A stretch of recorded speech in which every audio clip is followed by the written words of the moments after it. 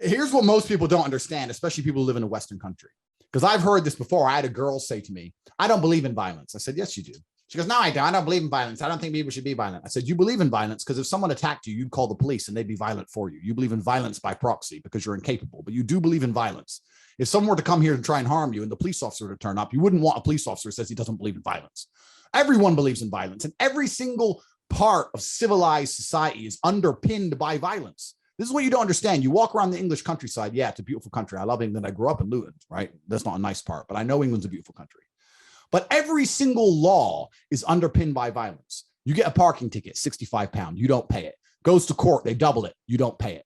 Goes to an enforcement agency, bailiffs, you don't pay it. Now it's up to £1,300. You still don't pay. You get a court CCJ against you. You don't pay that. Now you owe $5,000. Then they come to your house. They say you owe us $5,000. You refuse to pay that. Then they come to take your house. Eventually, at some point, when you resist, what's going to happen? You're going to be arrested by force.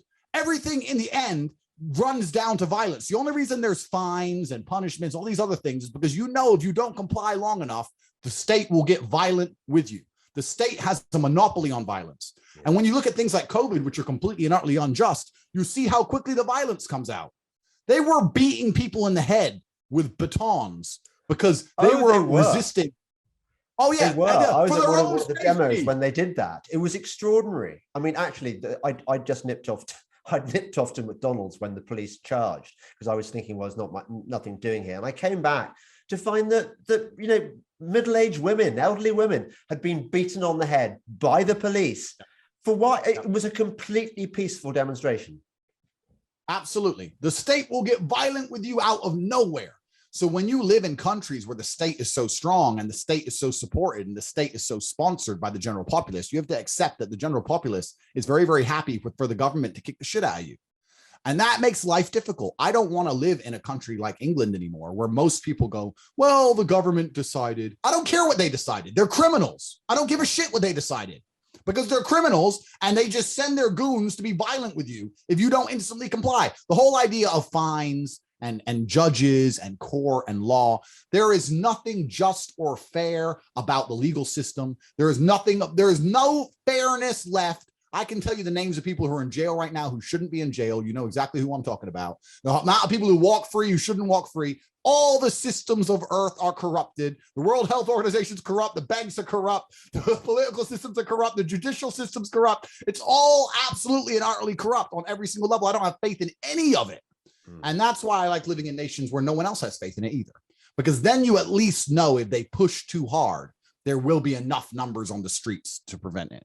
And that's what's happened. The reason there was no COVID lockdowns in Africa is because people need to eat. So they got up and went to work. And if you tell them not to eat, they said, get fucked.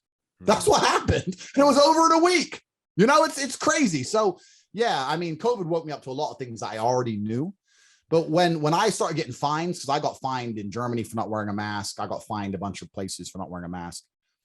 And I was explaining to my mother, saying, this fine is a threat of violence. She goes, no, it's not. It's a fine. I was like, no, you don't understand where this leads because I ain't going to fucking pay it.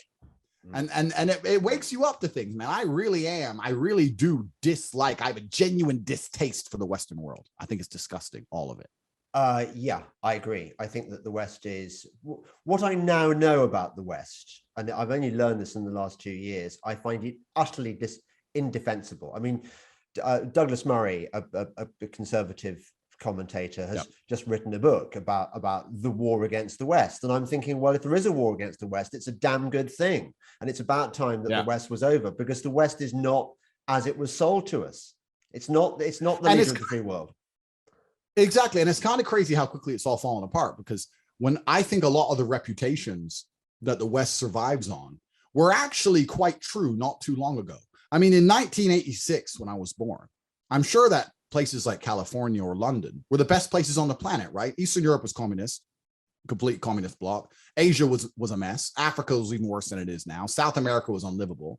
So I'm sure that in 1986, LA, London, Paris, sure, they're probably the greatest places on the planet. Here we are 35 years later.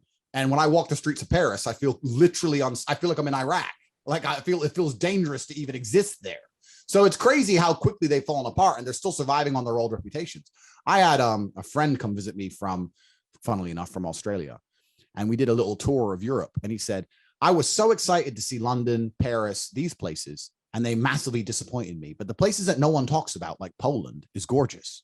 I was like, yeah, because Poland's reputation hasn't caught up to what it is. And the other countries are surviving off an old reputation that doesn't exist anymore. So it's kind of like people's minds haven't caught up yet. But a lot of places in the Western world are also becoming literally unlivable. Yeah.